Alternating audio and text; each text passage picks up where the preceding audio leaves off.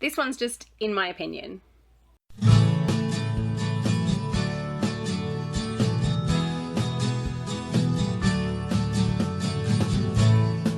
Hi everyone, welcome to Talk and Chalk. I'm Beck. Thank you so much to the people that have been following me for a while now. I've been going through a lot of messages on social media from people that have either been suggesting videos, giving feedback, or seeking some advice and further clarification on some of the topics that I've been talking about. It's been so good to meet everyone and just get to know what you're like and what you're working with. My biggest apologies if I haven't replied to you. If I've missed you somewhere, please just message me again, because chances are it's been lost in the feed, or I've missed it while having kids underfoot or things like that. So please just message me again if I haven't replied. I'm sorry if I haven't. Today I'm going to be talking about something that I think is really, really important that all teachers should do in their career at some point. And when I list what it is, there's a chance you're going to go, oh well, I've tried that, I don't need to hear anymore. I'm going to go into some details, I guess, about why you should be doing this, how you can do it different ways, the benefits for everyone involved in a school. So before I get into that, I just want to let anyone know, if you're new here, you're very, very welcome. I like to interact with you. So, if you want to pop a comment below, if this is in social media, put it on those comments. If you've opened this up into YouTube, pop the comments below. My subscription button is down there. And if you open up the description section, you can also see the links to my Twitter and Pinterest and Facebook. I don't spam or sell anything. Those links are just there because that's what I share. And if it benefits you, then I've achieved a goal there. Okay, I've got my notebook again today. This is actually getting quite full, this notebook, from doing different videos and looking at different things. So, again, in my opinion, I'm not representing anyone other than myself. These are the videos that I do are just my tips and advice of things that have worked, feedback that I've gotten from people that have said that the things that I've suggested have worked, and just the experiences that I've had in my career. I think I've said in other videos, this is my 17th year of teaching. I calculated it.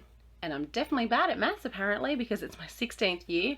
I added a year somewhere. I got older somewhere. Doesn't matter. I've been teaching for a while. I started in 2003. That was my first year of teaching. Moving on though.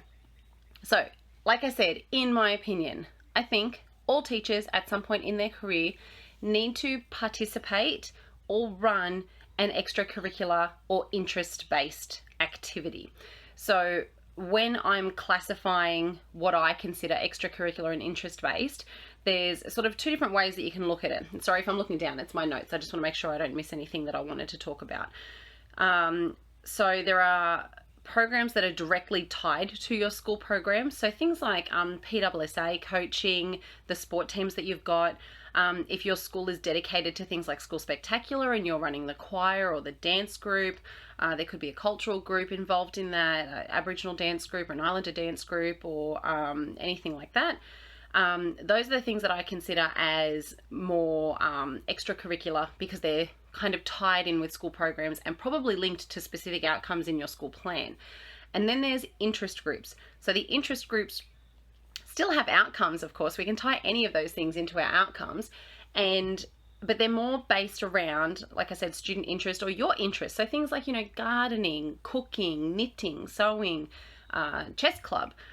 Those are the kinds of things I classify as interest groups. Not that one is less or more than the other. It just means that sometimes one might have more documentation to support it than another.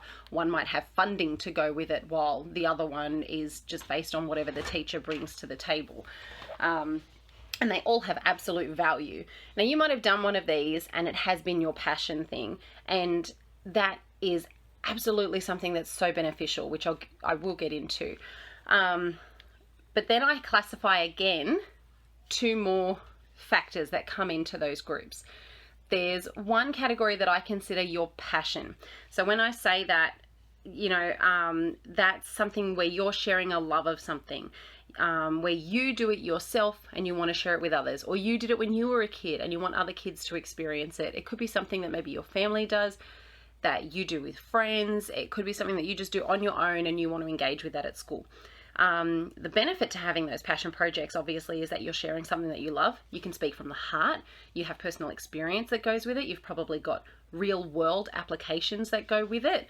If you're someone who knits, for example, and maybe you belong to the Country Women's Association, You're going to teach the kids how to knit, booties for the new babies at the local hospital.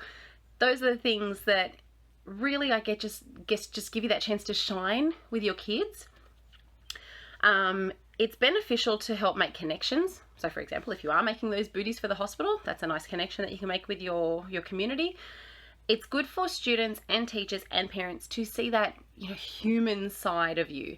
We're teachers, and some communities hold us up to a very high standard, or in some communities you're held with very low regard. This is a chance for people to see, we're just like you and I. This is my job. This is what I do. This is where I have experience. And this is a chance for you to, I guess, make that connection with the people in your community or the people that you're servicing as a teacher. You get to build relationships with students that are outside of your classroom. So if you're doing that knitting group and you are teaching kindergarten, chances are you're going to get older kids coming to that knitting group. So you get to know kids that are outside of your stage, outside of your team, and get to build relationships across the school, which is great for when you're hitting, the athletics carnival day or cross country. You know those kids, you know who they are, and you've got a rapport with them. It means that the kids that are participating, or even parents that are involved in this, have that really good quality access to background knowledge. If it's something you've been doing since you were a kid, so I did dance group, and I haven't for a while now, but I was dancing since I was 4. So I could say, oh yeah, when I was 8 years old, I did blah, when I'm working with the 8-year-olds. And it means it just you get to really showcase those applications that it has. I did it when I was little. I'm still doing it when I'm older. I know people who do it as a job now. I know someone who actually works on carnival cruises and dances. It may not be me, but that's something that I can share with them when we're in those experiences too. And kids love having that connectivity with the outside world. So that's passion. The other category that I guess I call it, it's probably negative. I say non-passion. And I think that every teacher should also participate in a non-passion interest group or project or extracurricular activity. It's very easy to get caught up in the I have to mentality. So I have to program, I have to assess, I have to record, I have to report, I have to track, I have to go to meetings, all those things that I have to do. And when that happens, sometimes it's really hard. It's really easy to shift into the I need mentality. When we go from I have to, we then jump to I need to. In order to get the I have to's done, I need to. And then our mind switches to I need my RFF, I need my sick leave, I need my long service leave, I need support, I need this. And then it can turn into a very vicious and negative cycle of I have to do this, I need to do this. And running a program that has no tie from your drive, in terms of purely just supporting the school, I think it's a good way to break that cycle and reduce the risk of that negative mentality going round and round. And it helps you shift into a position, which it doesn't have to be a permanent position. I think that this is just something that you should, embrace at one point in your career, is being able to go, ask not what my school can do for me, but what I can do for my school. And I know a lot of us think, well, we're doing that anyway. We're always doing it for our school. We're doing everything we do for our school. At the end of the day, we're employees and we get a paycheck.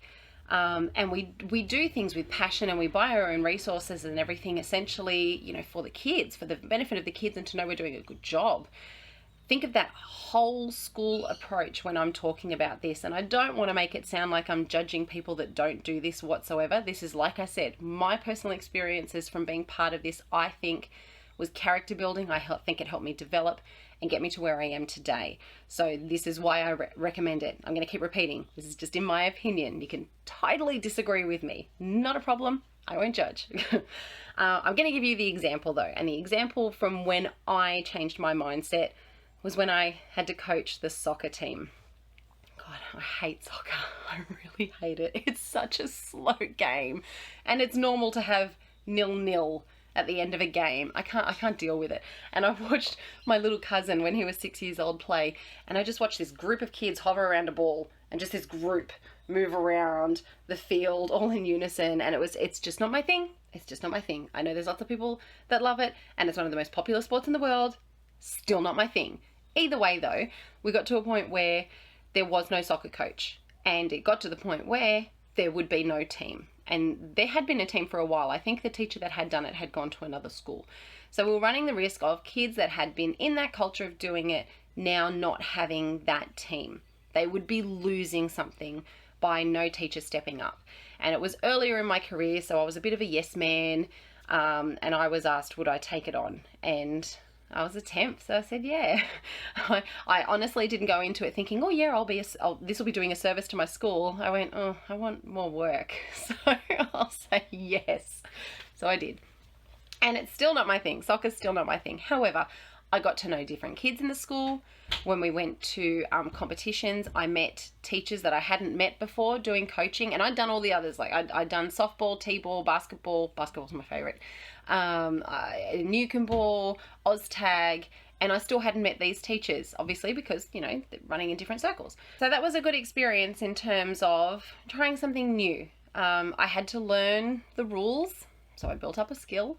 I had to learn, you know, what kind of drills and things would be good for them to do during training. Ultimately, though, you know, the relationships I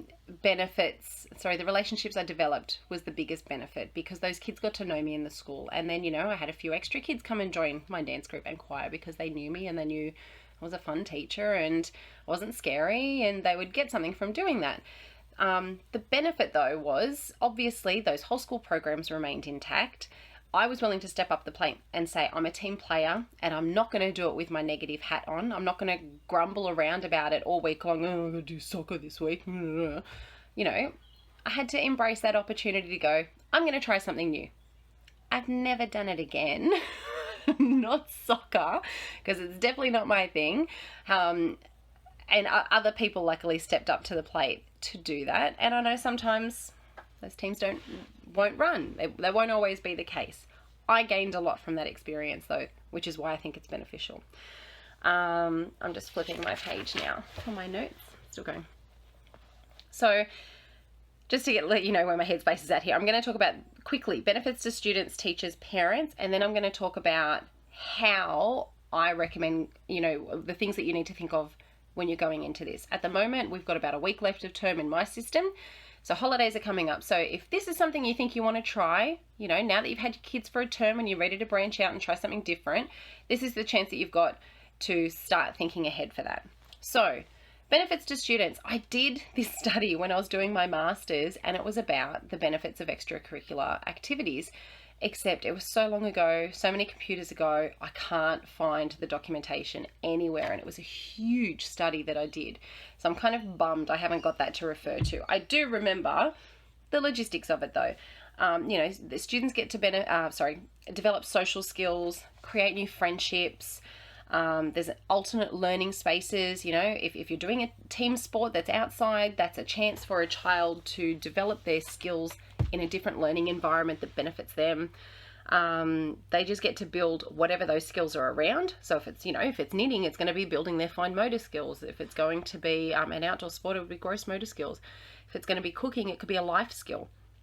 If it's chess, it's, you know, problem solving. Kids get to showcase talents. There's so many kids in our classrooms that don't get to showcase what they're great at, and it's because it's just not part of our day-to-day curriculum. They may get to show it off at the athletics carnival once a year and do it that way. But, you know, if they're in the athletics team and they're training every week and they get to record their PBs and everything, they get to showcase that on a regular basis. The same way that that kid is really good at maths gets to showcase it every single day. It gives them opportunities to extend themselves beyond the classroom. So another example, continuing on the athletics line, is, you know, going to Little Athletics. You get to go and try different things and represent in different areas and be part of the state team or national team if they're lucky enough to do that. Sometimes taking your skills outside of the classroom, well, it is, isn't it? That's exactly what we're working towards, extending those abilities to be able to do that. And if we can do that from the beginning of school, then that's amazing. Benefits to teachers. So it will definitely enhance your time management. I know we feel like as soon as you come across this, you're going to go, I'm too time poor. I can't do it. There's no way I could manage it on my plate. Putting something like this onto your plate, especially if it's a passion one, is something you're interested in doing, that you're motivated in doing, You're going to want it on your plate. It's going to help you with your time management. It's going to help you understand your priorities more, because you're adding that to your timetable, knowing that there's going to be really good benefit to doing it. It'll help you develop your organizational techniques. If you're an aspiring leader, this is definitely something that will help you develop your leadership skills in terms of, communication, collaboration, networking, just being able to work with those variety of levels of schools. So being able to budget if you need to use money or funding to do that. The chances to work with colleagues outside of your team. So same as with the students, you're not necessarily going to have the kids that are in your class. You'll be able to work with teachers outside of your team. So you could be the kindy teacher working with the year 6 teacher on the dance group. And it's a great way to just get to know your colleagues, to build those relationships. And sometimes it's good to have a break from your immediate team, especially if you're in a small school and you've got a really tight team that you see all day, every day, outside of school, on the weekends. Sometimes it's just that nice break to be able to work with someone else. It helps you build your connections as well. So, I've still got connections now from people when I did dance festivals, many moons ago. And we connect professionally and personally as well, because they're lovely people. And it's just a good support base to have that, because even now and then you just go back and ask for advice on something, or you go back and you go, I remember doing when we did this, what exactly did we do again? Like, how did that work? And just be able to have those conversations. It can promote positive learning opportunities. So the chess club is a really good one for that, because it just does tie into maths so well, and problem solving, and just engaging, and language. And a lot of kids that I've had in chess clubs have been kids with additional needs. And this is a really good chance for them to just be positive about their learning experiences at school, because sometimes they struggle to get through the day. And it's a chance for a break in routine. Depending obviously on what's going on in your general week. I always looked forward to Friday, because I've always done chess club on Fridays. I don't know why, but it's always fallen on a Friday regardless of what school I've been at. So, I get to Friday and it could be that thing where I've had a really long week full of meetings or interruptions or some negative things going on. It's, I get to do chess club today. That's going to be fun. I get to set that up. Benefits to parents. Parents can be involved in this, and this again is up to you. It depends on how you're going to run this. You could have parents out there that are great at chess that want to come in and work with some kids during that time. And there are parents out there that really want those opportunities to do that. We've got some parents that are, they're full-time workers and they can't contribute during the school day because they just physically can't. But, if they are someone who knits, they might donate some knitting materials or a pattern, or they might share some video links with you of things that they thought were really good, or they might let you borrow some of their things to show the kids, and then that way they've made some kind of contribution. So they can share resources, which is good. They can assist you if needed. They can build on their own schools. They might have a business that ties in with what you're promoting. If you've got a dance group and you've got a parent out there who's got their own sewing business or costume business or whatever, then make those ties, and you're supporting each other that way. Just really building that community engagement. There's lots of networks out there in the community that will jump on that chance to support you doing something if it's tied in with what they're doing. And it really just helps foster that love of learning. We want parents to enjoy learning as well. And if they think it's all about, maths, English, nothing else, no extracurricular stuff, those are the main things that are at school, they're not necessarily going to have that passion the way you do as well. And we really just want to draw that out of parents. Okay, the how, I'm going to be finishing up soon. So in terms of how, whether it's focusing on a passion area or a non-passion area, you need to think of who your target audience is going to be, or is it going to be a whole school open invitation? When I've been in bigger schools, we've had a junior choir and a senior choir. When I've been in a smaller school, it's just a choir. Anyone's allowed to come, whether they can sing or not. You come and join in. What kind of resources or space you're going to need to run it. A focus or a goal. So if you are doing the knitting group, is there a goal, or is it just learning skills? Are they learning to make the same thing, or are they learning to make different things? Are you going to donate those things that you make? Are you going to raffle them off? Is it a fundraiser? Do they just get to take them home? Will you document it?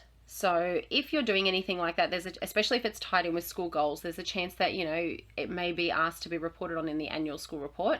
And that's a conversation you should have, because obviously when you take something on like this, yes, it is going to be in addition to your workload. It will take extra time.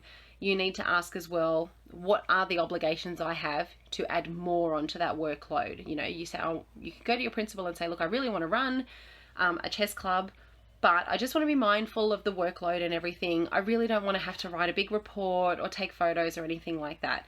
And me as an executive, I'd say fine. I go for it because I just want to have the kids to have fun. The other conversation could be, look, would you mind partnering with a teacher so you can share the workload and do that so that we can help report it to parents? Or the opportunity could just be, do you know what, could you just take one photo and do a blurb for the newsletter? That's enough for me. Being able to collaborate with other teachers, that's something that you need to think ahead of. Are you going to plan during RFF? Are you going to do things together at lunchtime? Are you going to have the same lunchtime off? Do you need to organise duties? How is that actually going to work in terms of collaboration? Think about if it's unique to your school setting. If there's already 2 choirs going, what's the benefit to having a third? Is it going to be based on singing in another language? Is it going to be cultural? Is it going to be tied with another performance that you're going to enter them into? Think about what's already there and what opportunities the kids already have to access something. If you're in a large school, you might want that third one because, there's only 20 places in the other 2 and there's still 60 other kids that want to do it. Are you starting something based on student need, student interest, or you just wish to expand their opportunities? I'm going to keep going back to the knitting. So there may not be many kids out there that go, I want to do knitting at lunchtime. However, if they see you knitting at lunchtime and then start to say, can you show me how to do that? That might be the student interest that you're looking for. You might just want to expose them to something new. It could be something where you go, do you know what? I've tried knitting term 1. Not many people came. Maybe I could do sewing term 2, if those are your skill sets. I would say definitely don't write a program when you do this. Don't sit down and make a whole bunch of work for yourself where you're putting outcomes and indicators and what you're going to do every single week. That's going to eat into your time, and that's not best use of time management. I would say just map out an overview. Have a think of, like a 1-page snapshot. It's going to be 3 to 6. It's going to be Friday lunches. I'm going to need the library to run it. Weeks 1, 2, 3, I'm just going to let them all play and see who does what. Weeks 4 and 5, I'm going to grab some targeted kids to see what their skills are like. Weeks, whatever, we might have a competition. That's it. That's all you would need to do. And at least that way you've got some documentation to support what you're doing. The principal has some documentation to fall back on in terms of accountability on what's going on at lunchtime and who's supervising who. That's it. Discuss with your supervisor or your principal what you would need in terms of permission for kids to participate. Usually you don't need to, but some schools have their own procedures on that. Promoting it on campus, so having signage around the school, or if you're going to use your newsletter to inform parents that it's going on, because there's a very good chance that kids will miss all the signs and everything, but a parent like me will go, hey, choir started last week. Did you join choir? You love singing. Do you want to go to choir? Yeah, well, you can go and see this teacher and ask them about it. That's really cool, because some kids are a bit blasé about it. All right, my last one is just remembering that research is helpful, and I don't mean in terms of going away and doing some kind of literature review about how knitting can benefit your school. I mean things like Google some pictures of knitting in schools and see what other people are doing.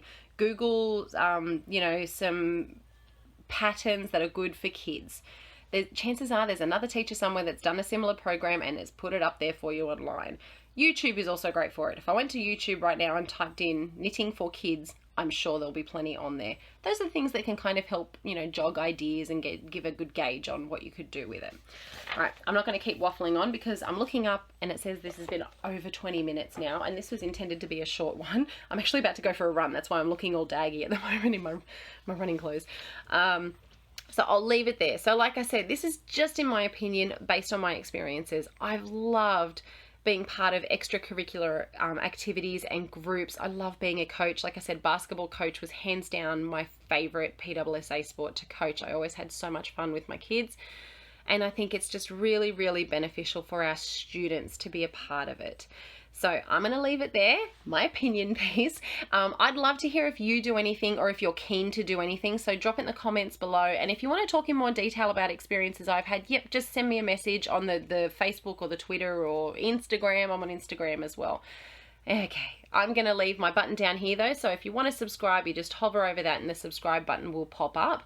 I'll put one of my other videos at the top there, and I look forward to doing some more videos over the holiday break. Thanks guys, bye!